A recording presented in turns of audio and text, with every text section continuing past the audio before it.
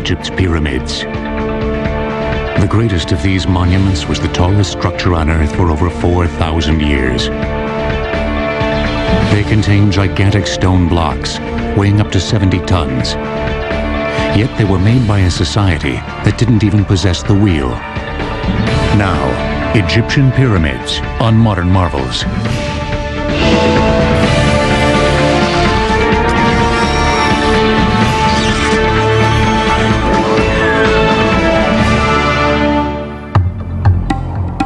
Inside the famous Great Pyramid of Khufu at Giza, a series of mysterious passageways lead through the mountain of stone. Passing through a magnificent grand gallery, the main passageway finally ends at a granite-lined vault, deep within the massive structure. Called the King's Chamber, many scholars believe that this is where the great Khufu was finally laid to rest. But was he? For centuries, these extraordinary edifices have inspired an enduring fascination in people around the world. Generations have wanted to see them, study them, and unlock their age-old secrets, such as why and exactly how they were built. And yet, despite the best efforts of researchers, the solutions to many questions surrounding the pyramids remain tantalizingly obscure. The lack of concrete evidence from ancient Egyptian sites has complicated the problem. Even the application of the most modern technology has failed to unravel all the mysteries. Recently, however, new theories have been proposed, which call some of the key generally accepted ideas about the pyramids into question, and that may indeed solve some of the riddles concerning these magnificent achievements. One of the first mysteries about the pyramids is their exact number. Nearly 100 have been discovered in Egypt. Surprisingly, however, at least 3 pyramids that are mentioned in inscriptions remain obscured by time and the relentless desert sands. It may seem surprising that pyramids have not been located yet, but over thousands of years, their superstructures may have been quarried away and all that's left is underground or may have been built over. Built during a span of almost 1,000 years, from approximately 2630 to 1640 BC, the pyramids stand as cultural and engineering marvels of staggering proportions. Not only are they incredibly magnificent structures, but of course they're also the few wonders of the ancient world to survive. The purpose of the pyramid is to serve as the king's tomb, but that's only the beginning because we have to understand why the king of Egypt needed to have a tomb quite like that. The pyramid is the architectural realization of the king's ascent to the sun. That was the king's after-death fate. The pyramid is the spot in which that great transformation takes place, in which the king is reborn. An ancient Arab proverb reads, "Man fears time, but time fears the pyramids." And yet the so-called golden age of pyramid building lasted for only 150 years, during the 4th dynasty of the Egyptian Old Kingdom. And the greatest of the pyramids, those on the Giza Plateau near Cairo, were constructed over a span of only 3 generations. Remarkable engineering achievements in their own right, the pyramids were also the centerpieces of often vast complexes of temples and smaller tombs, called necropolis. The word necropolis literally means city of the dead. So with the pyramid itself, we only have the monument over the king's tomb. Attached to the pyramid is a temple. Then there's a long causeway that leads to the valley where there's another temple. Offerings are presented to the statues of the king in this temple. There is enormous staff that's involved for the upkeep of the temple.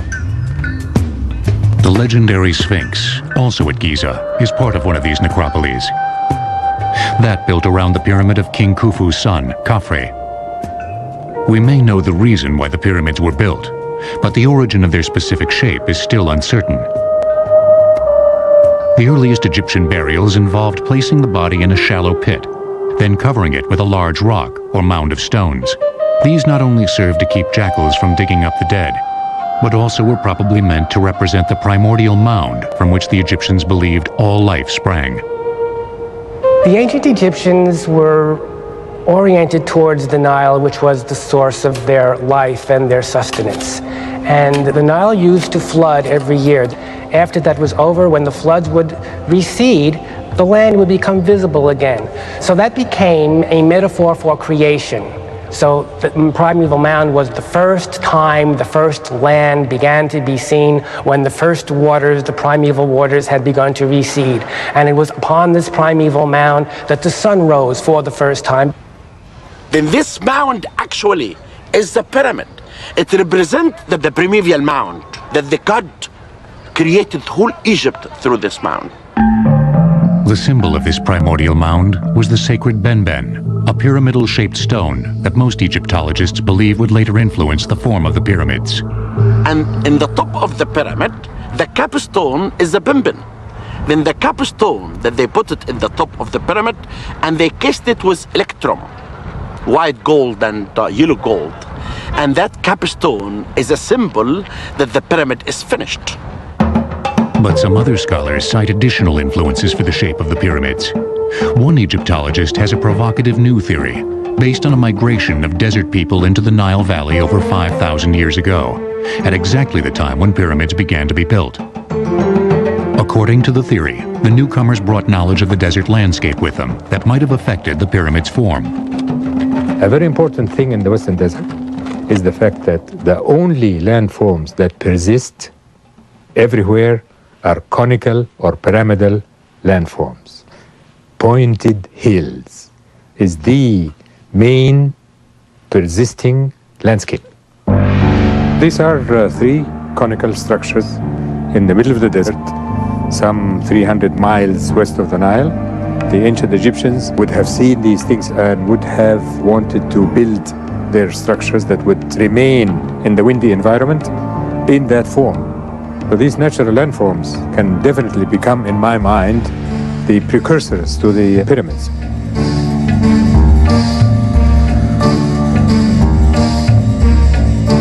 But before actual pyramids were built, Egyptian tombs went through another stage of development, the mastaba. Mastabas were low trapezoidal structures with sloping sides and flat roofs. Usually made of mud bricks, they developed from the primordial mound burials. Mastaba, and it's the Arabic word for bench, but they're bigger than any bench. But the mastaba is the word for the superstructure of a private tomb. The Egyptian tomb really consists of two parts. There's the below ground part, which is the actual burial chamber, and there is the above ground part, which could be cut into the cliff, or it could be a constructed monument like a mastaba. With mastabas, the Egyptians had taken the first step towards the classic pyramid. The next stage came around 2630 BC, during the Egyptian Third Dynasty, during the reign of King Djoser, when Djoser's high priest and architect, Imhotep, began building the famous step pyramid at Saqqara. In Dynasty 3, which is before Dynasty 4, there was a genius architect. His name is Imhotep. And he began to make a revolution in building, changing the building from mud brick to limestone. And he built what's called the step pyramid, a mastaba above the one, until he reached 6 mastabas. And that was a revolution. Soaring to almost 200 feet in height, with a base measuring 397 by 358 feet, the step pyramid is thought by many scholars to be the first large building in human history made completely of stone, and the first pyramid of any kind built in Egypt. Imhotep remains one of the few overseers of a pyramid whose name is still known. Exactly how he designed and planned the structure is not. We have from later times papyrus where they planned a temple, and they knew in advance how many people they would need, how many food they would have to bring to the place, and how many stones would be needed. And so there must have been similar papers for all these pyramids, but unfortunately we don't have them. However, we do know how the workmen actually accomplished the construction. To move the stone, they used levers, wedges, and rope, usually pulled by teams of men, chanting, heaving at a 1, 2, 3 heave sort of thing. To cut the stone, they used copper chisels, which are softer than modern iron chisels, but limestone is a soft stone. Of course, it takes a lot of work, but they had the manpower to do it. The result is a monument that is as precise as it is imposing. Despite the remarkable symmetry of the final structure, however, archaeological investigations have proven that Imhotep did not plan for the monument to be a step pyramid from the beginning. He started with a mastaba, then he built a larger mastaba, and then he started piling them one on top of the other, so you have as though you have a stairway to heaven. Why the step pyramid was enlarged in these stages remains unknown. As magnificent an edifice as the step pyramid was, few later pharaohs copied it. Instead, they soon moved on to a new form, one that provided new challenges to their builders, and that would change the shape of the pyramids forever. The designer of the step pyramid, Imhotep, was so revered that in later centuries he was worshipped as a god. Egyptian pyramids will return on Modern Marvels. We now return to Egyptian pyramids on Modern Marvels. Just over a half-century after King Djoser built the step pyramid in 2630 BC, King Snefru came to the throne of Egypt. He would become the greatest pyramid builder in Egyptian history. Unsatisfied with his early efforts, Snefru erected no less than 3 huge pyramids during a reign that may have lasted up to 50 years. The first was the so-called collapsed pyramid at Meidum, begun around 2575 BC. During its building, Snefru decided to change the form of the collapsed pyramid several times.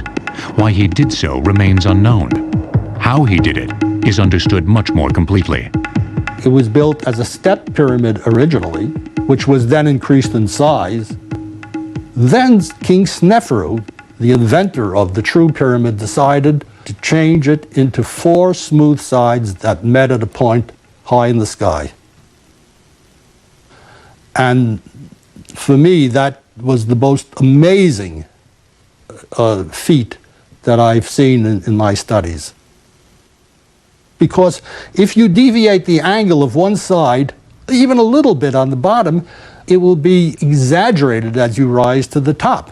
And they never meet. You never get to the pyramidion, to the apex. Today, all that is visible of this pyramid is part of its inner stepped core, surrounded by heaps of loose rubble, thus giving it its collapsed appearance. In earlier times, archaeologists believed that it had indeed collapsed during construction, and was for this reason abandoned. But later research indicates that the pyramid was successfully completed, then was systematically stripped of its casing. Over the ages, that exterior was quarried, used for other buildings. Whole cities could be built from the stone that had been gathered there for the pyramids, and that accounts for its present appearance. Like the step pyramid completed 55 years earlier, the core of the collapsed pyramid was made with layers of stone that actually leaned inward. Step pyramid of Meidum was built with what was called accretion layers. They are layers of stone that are built circumferentially around a core, and they lean in, actually. One thing that is known for certain is that at some point during its construction, the collapsed pyramid was temporarily abandoned. For reason that we do not know, in year 17, he left this pyramid completely unfinished. And he built in Dahshur the pyramid that we call it now the Bent Pyramid. The Bent Pyramid is really constructed. They started 54 degrees and they could not continue. They had to switch the angle.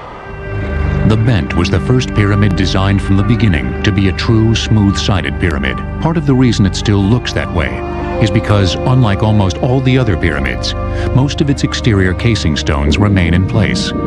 With a base measuring 617 feet square and a height of 345 feet, the Bent Pyramid is considerably larger than both the collapsed pyramid and the step pyramid. However, soon after construction began, problems appeared, problems that are still visible in the structure today. They built up a ways and discovered that cracks were beginning to form, internally and externally. So about halfway up, they changed the angle of the rise of the sides. The problem was the pyramid was built on a clay subsoil. It couldn't support the weight of the pyramid, and that was the reason for the cracking, but they didn't know it at the time. The method of laying the masonry on the upper portion of the pyramid was also modified. Instead of the earlier technique of the stones leaning inward to match the angle of the outer slope, the later courses were assembled in nearly horizontal layers. This was not only easier to accomplish for the workers and masons who built the pyramid, but also made the structure far more stable. With these engineering lessons learned, Snefru then undertook the building of a brand new pyramid, one that is still hailed as among the most beautiful and perfect pyramids ever constructed, the Red Pyramid. They went just 1 kilometer to the north and built this massive stone building behind us, which is called the Red Pyramid, because of its appearance, which is better to be seen in the morning light when all these stones really have a red touch.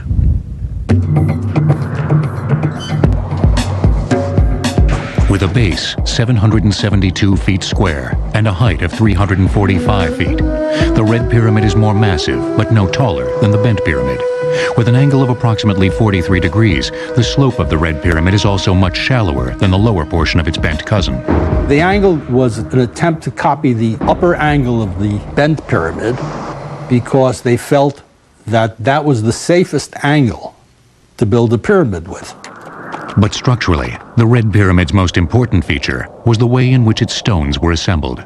The Red Pyramid was an advance over the earlier pyramids because the entire pyramid was built with courses of horizontal stone, much more stable structure.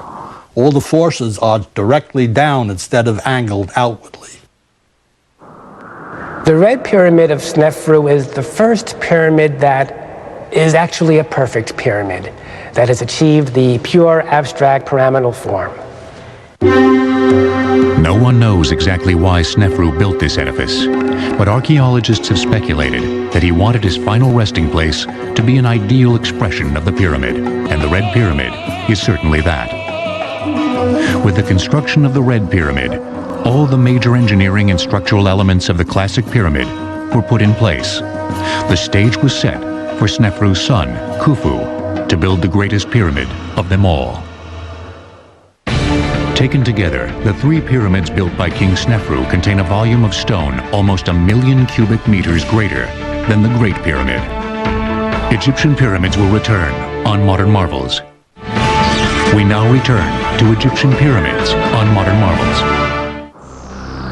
Near the modern city of Cairo lies the largest and most imposing concentration of pyramids in the world, those of the Giza Plateau.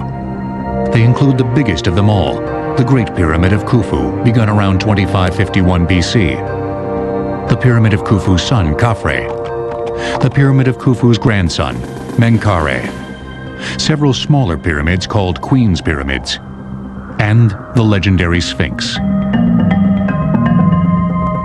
The site of Giza was uniquely suited for the construction of pyramids. It has the best quality of limestone. It's about 300 feet above the sea level.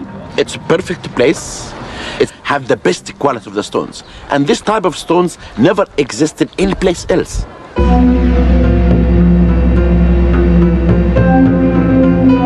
Giza was also less than a mile from the banks of the Nile, making the movement of manpower and supplies to the site far easier. The Nile was the great artery of ancient Egypt. There were no roads per se, so the river was instrumental. Stone was shipped over the river in barges, not only limestone from one side of the river to the other side of the river, but granite, which came from hundreds of miles away to the south. Before construction of the Great Pyramid could begin, its builders had to find a way to make the site completely flat. Many Egyptologists believe that water was used. First, a shallow channel was dug around the site, then it was filled with water. Since the surface of the water would be exactly the same height in every part of the channel, the Egyptians only had to flatten the dry portions down to the level of the water. But not everyone agrees that this is how the site for the Great Pyramid was leveled.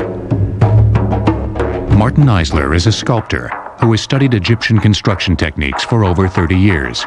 He has several provocative theories about the building of the pyramids, which are supported by decades of painstaking research and observation. I do not think that the Great Pyramid was leveled by means of water in any form. I think they did it with no more complicated a device than this instrument called a square level. It's actually an A-frame, as you can see, with two legs and a plumb bob hanging from its apex.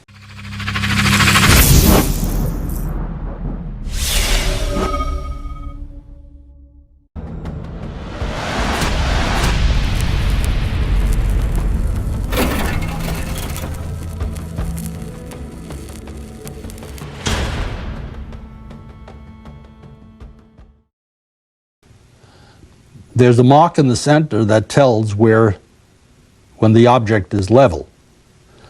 You level a small area with this and erect two posts, perhaps 7 feet apart. You mount a board on the post. You could take another post of equal height to the first two and place it at a distance. Using the board as a sighting rod, you could then cut drafts in the bedrock until the pole is at a level with the first two poles in the small area that you've cut. Let's call it the leveling area.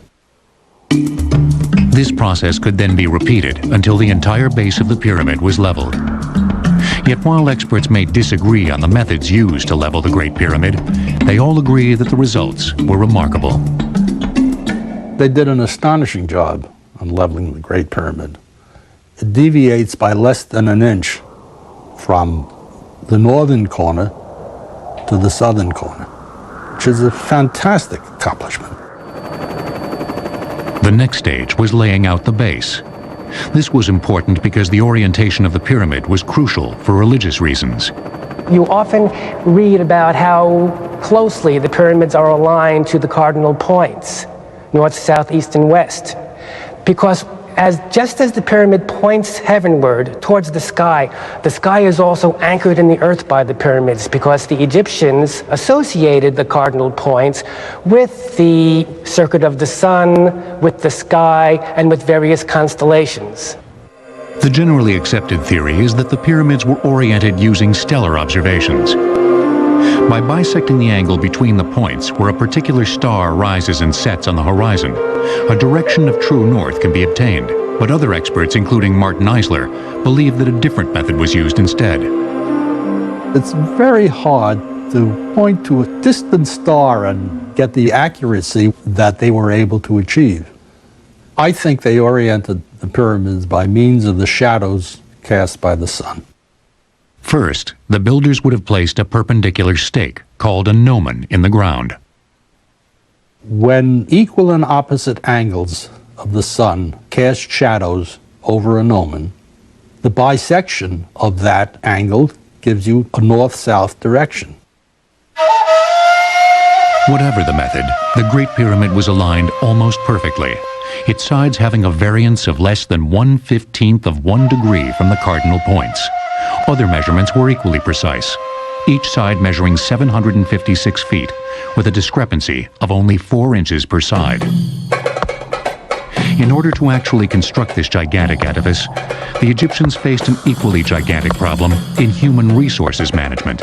Contrary to the popular image, labor was not performed by hundreds of thousands of slaves, but by peasant conscripts as part of a corvée, that is, as labor owed the state by the peasants, probably as part of their taxes.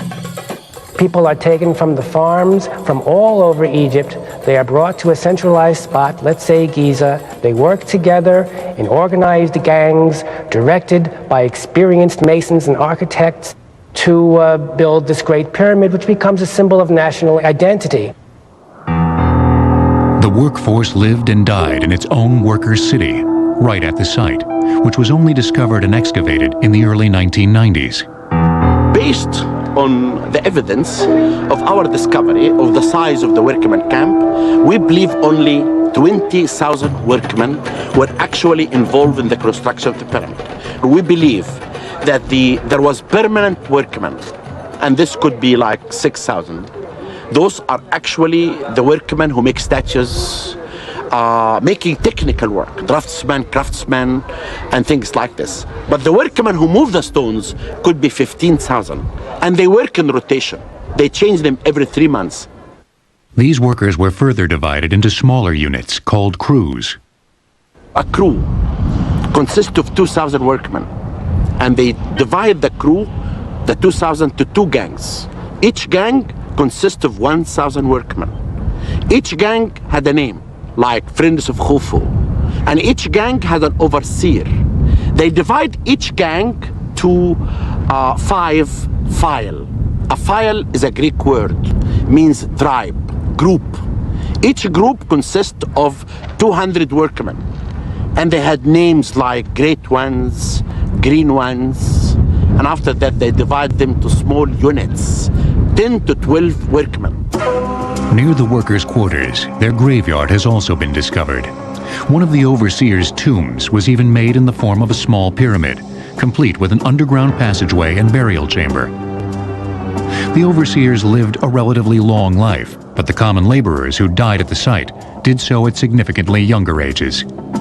All the age of the workmen were between 30 to 35 years old. But the artisans, their ages were between 40 to 45. And this gives us an idea about the levels of the workers' community. The artisans were not carrying stones, were not pulling up stones, they just carving, and it was a light work. But these people who were buried down, they worked in hard work in constructing the pyramids. The workers were kept supplied by a small army of merchants and tradesmen who transported their goods to Giza by boat. Also, in order to feed them, farms have to be established, new areas of land have to be cultivated in order to do this. There has to be a means of taking the products, the food, and getting them to Giza and storing them there and redistributing them. But immense projects such as the Great Pyramid had far larger effects than simply building a monument for a dead king. In some ways, you can say that the Great Pyramid building projects built the Egyptian state because an enormous amount of organization was involved. It was their space program. It was the Apollo program of the past, where get all of these people to work together so they can feel great and they can have an accomplishment. And they did, and it became one country since then. It would be this workforce that would complete the largest engineering project yet undertaken in human history. The ancient Greek historian Herodotus reported incorrectly that the Great Pyramid was built by shifts of 100,000 slaves, and that King Khufu forced his daughter into prostitution to help pay for the massive project. Egyptian pyramids will return on Modern Marvels. We now return to Egyptian pyramids on Modern Marvels.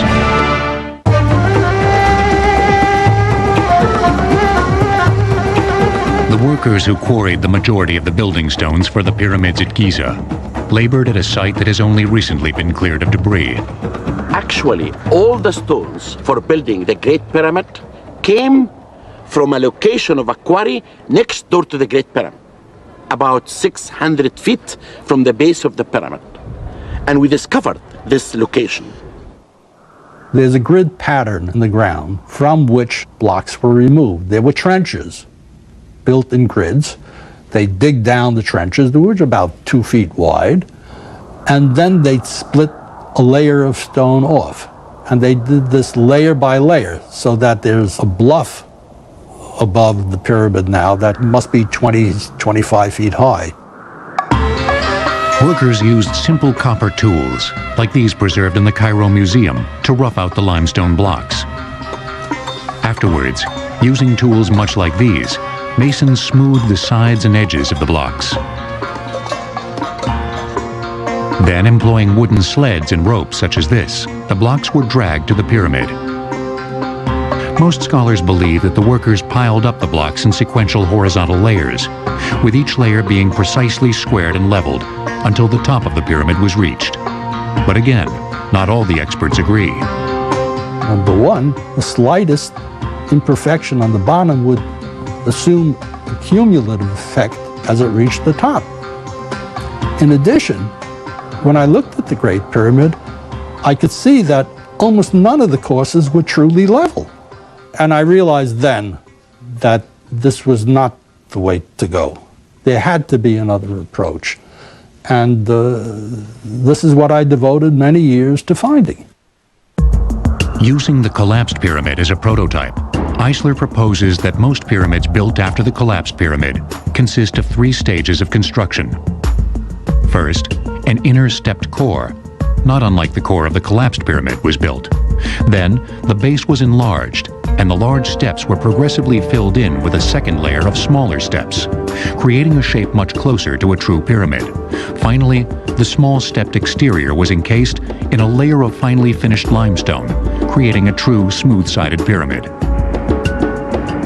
Because so much of the original stone remains on the Great Pyramid, it is impossible to tell if this three-stage process was used in its construction. But as evidence for his theory, Eisler points to a number of smaller pyramids, called Queen's Pyramids, that stand alongside the large pyramids at Giza, and which were built at about the same time. And the remains there show a nucleus of large steps, which were then filled in with what we call packing stones, which are smaller stones, and brought it to a more pyramidal shape. And finally, this whole thing was encased with a mantle of smooth limestone that met at a point in the top. There are also several theories concerning how the stones were raised to the height of the upper courses. Most of them involve the construction of ramps that either spiraled around the pyramid as it grew, or led directly to the current level of construction. The ramp that the Egyptian used to construct the pyramid was huge, constructed of stone rubble and mud. Then when the Egyptian will dismantle this ramp, they had to leave evidence under the ground of that ramp. I did excavate on the south side, and the surprise was discovering a small section of the ramp. But some experts, including Martin Eisler, believe that if a large ramp was employed, its remains would be far more evident. You can't erase a ramp that may have reached a height of 500 feet. The remains would be obvious by aerial photography. Mr. Eisler does think ramps were used, but only on the lower, more easily accessible levels of a pyramid. For the higher stages, he believes another method was employed. I believe they got the stones up the pyramid by putting a slideway of planks along the side and pulling the stone by a crew of men who are located up the pyramid and snubbing the rope around a log which is further up the pyramid. The whole process can be aided considerably by using levers as the stone is elevated, so that with the aid of levers and with the aid of crews of men standing uphill, I believe they could pull the stones into position.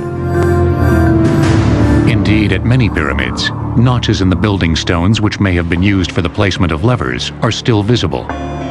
Though controversial, the idea of pulling and levering the stones into place does address the shortcomings of the various ramp theories, but as of yet, no one knows for certain exactly how the ancient Egyptians, a society that didn't even possess the wheel, accomplished this remarkable feat of engineering. Once all the blocks were in place, the Great Pyramid was capped with a triangular piece of granite, meant to represent the sacred Benmen stone, symbol of the primordial mound, much like this one which was found at Giza, which may have been coated with a hammered-on layer of gold. Then, using the same methods that were employed to raise and place the other stones, the body of the pyramid was covered with a casing of fine white limestone. Shimmering in the desert sun, the final appearance of the pyramid must have been spectacular, giving those who worked on it an immense sense of pride. Its final height was 481 feet, making it the tallest structure in the world until the Cologne Cathedral of Germany topped it in 1880. The pyramid contains an estimated 2.3 million blocks of stone, each weighing up to 2.5 tons. Many archaeologists believe that the entire process took almost 23 years. As impressive as the exterior of the Great Pyramid is, its interior is equally remarkable. As in the case of all earlier pyramids, there are a series of tunnels and chambers. The interior arrangements of the Pyramid of Khufu are elaborate. There are 3 burial chambers, and it is not agreed today whether there are supposed to be 3, it was intended from the beginning, or whether they were revising their plans. Because of these multiple chambers, and the fact that the pyramid was looted of its contents long ago, no one knows for certain exactly where Khufu was buried. But what is believed to be the true burial chamber of the king is reached by a long passageway, which then turns into an immense ascending gallery, the so-called Grand Gallery. a corbelled passageway nearly 150 feet long and 26 feet high. Corbelled means that the headers or short ends of the blocks get successively closer and closer and closer. So you're looking at a sort of inverse stairway, which finally comes together way up in the distance on high. Finally, the Grand Gallery leads to the heart of the Great Pyramid. Because this chamber is the only one of the three within the pyramid that contains a sarcophagus, most scholars believe that this is where King Khufu was actually buried. It is lined entirely with granite. That's a wonderful thing. Granite being a stone that was charged with solar associations because it's red for one reason. 30 feet by 15 feet and nearly 18 feet high, the roof of the king's chamber consists of several massive granite slabs, each weighing more than 70 tons. Above this, there are also a series of false roofs that were designed to reduce the enormous weight pressing down on the chamber from above. They have worked brilliantly for over 40 centuries. Khufu had willed the construction of the greatest engineering marvel of the ancient world. However, the completion of the Great Pyramid didn't end the building on the Giza Plateau. Indeed, it was only the beginning. The only known figure of the ruler who built the greatest pyramid on Earth is a tiny statuette of King Khufu, no more than 3 inches high. Egyptian pyramids will return on Modern Marvels. We now return to Egyptian pyramids on Modern Marvels. The second large pyramid on the Giza Plateau was built by Khufu's son, King Khafre. Begun around 2520 BC, it was constructed using the same basic methods as those employed on the Great Pyramid. Its base is 705 feet on each side, and it rises to a height of 471 feet, only 10 feet shorter than the Great Pyramid. But because it is built on ground that is 33 feet higher than the Great Pyramid, it appears to be even taller. Due to its smaller base, it also rises at a sharper angle than the Great Pyramid, over 53 degrees to the Great Pyramid's 51 degrees. And another reason it looks different is that at the very top of it, we have the original fine casing stones that have been left there. So it has a very different profile. The inside of Khafre's pyramid is different as well. Unlike the Great Pyramid's complex system of tunnels, shafts, and chambers, Khafre's pyramid has a relatively simple internal plan, consisting of 2 passageways that converge on a single burial chamber. The colossal statue behind me represents Mycerinus, or Menkaure, who built the 3rd pyramid and pyramid complex at the Giza necropolis. With a base of 335 by 343 feet, Menkaure's pyramid rises to a height of 213 feet, at an angle of slightly more than 51 degrees, making it considerably smaller than Khafre's pyramid. It also has a building mass less than 1/10 that of the Great Pyramid. But it only looks small when you compare it with those, because the pyramid of Menkaure is huge. It's as big as the Step Pyramid. The pyramid has the distinction of being clad in its bottommost courses of granite rather than limestone, so it would have been more colorful. Why the pyramids at Giza got progressively smaller remains unknown, but scholars speculate that the enormous cost of these massive building projects simply could not be sustained by the kings who followed Khufu. Of all the monuments connected to the pyramids, perhaps none is as remarkable as the mighty Sphinx. A huge stone lion with the head of a man, its design, construction, and purpose has been the source of heated controversy for centuries. The Sphinx, I think, is compelling because it's this part human, part animal form, and it provides this mysterious air. It's not quite completely all there. It's this huge structure on the Giza Plateau. What in the world could it have been about?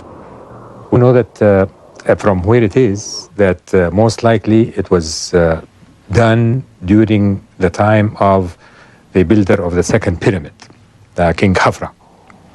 And this is because of the orientation of the Sphinx itself. And some people even perceive that the face of the Sphinx itself looks like the statue of King Khafra. 240 feet long and 66 feet tall, the Sphinx was the first truly colossal piece of sculpture in ancient Egypt. Its builders began by quarrying a U-shaped ditch out of a solid limestone base of the Giza Plateau. Then, they sculpted the body from the block of stone that made up the center of the U, making the bulk of the monument actually part of the plateau itself. A recent theory makes an even more direct link between the Sphinx and the natural landscape. I really think if you look at the setting of the Sphinx, you can see that it is more part of that environment than most people give it. Why do I say that? It's because we see things like that almost identical to it in the Western Desert due to total natural erosion. These natural features are called mud lions. This here is a yardang, or a mud lion, or a natural Sphinx. There are huge numbers of these in the Western Desert in Egypt, and that's why I'm saying that the ancient Egyptian may have borrowed that shape from this natural landform, knowing that it is part of the majesty of the land. For hundreds of years, there have been rumors of secret tunnels and chambers within the Sphinx. Not long ago, those ideas were put to the test with ground-penetrating radar. And they did survey the whole area, and it proved that there is nothing really underneath the Sphinx. The Sphinx is a solid rock or a living rock, and there is nothing really is hidden inside. A sense of how ancient and revered this monument is can be gained from the fact that its first restoration was undertaken almost 1,100 years after Khafre died, by Pharaoh Thutmose IV, in and around 1400 BC.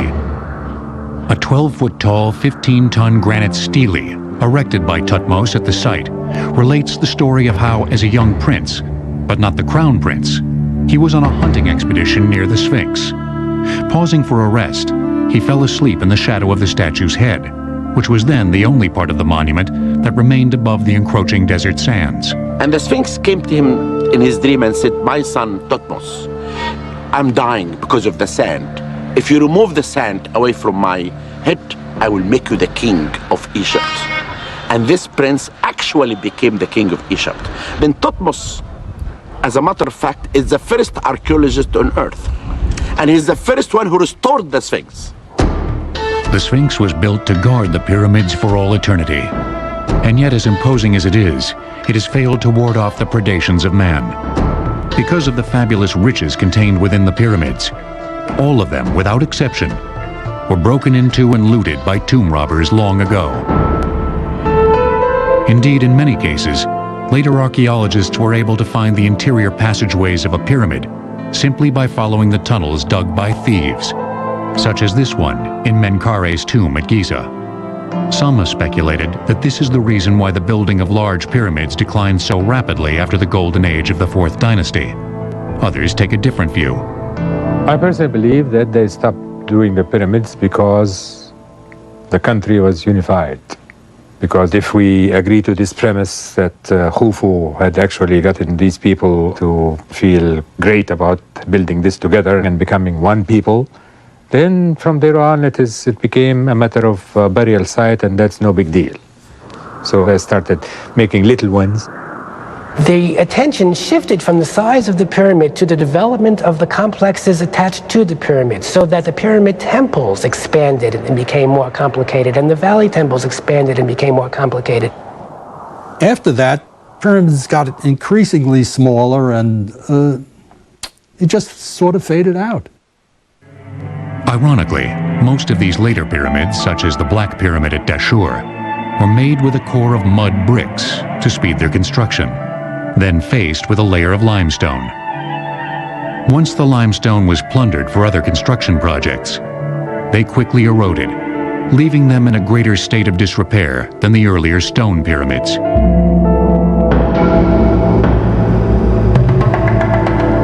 As long as the pyramids have stood, and as much as they have been studied, new research promises to unravel even more of their ancient riddles. New techniques of analysis and investigation are developed and can be applied, and we find out new things all the time because of that. So that the pyramid field is never exhausted. Yet, even as new theories are examined and old ones discarded, the pyramids will continue to maintain their compelling allure. I remember when I first saw the pyramids, it was in fact as a graduate student, I was flying in to do research, and our plane passed over them, and I saw them from the air, and I got to admit, I got teary-eyed. And I'm sure that we'll know more, because I always say to people that you never know what the sand of Egypt might hide of secrets. Some secrets of the pyramids may remain locked within their stony embrace until even they succumb to the passage of time. But even as new knowledge sheds light on their ancient mysteries, the Egyptian pyramids will remain as eternal monuments, not only to a bygone era, but to the boundless ambition and ingenuity of humankind. He didn't finish anything. Perhaps he was ADD. Perhaps he was obsessive compulsive. Maybe he was anxious. Maybe he was depressed. We don't know exactly what his ailment was, but there seemed to be something afflicting his mind. Da Vinci Decoded, Sunday night at 9, as only the History Channel can bring you.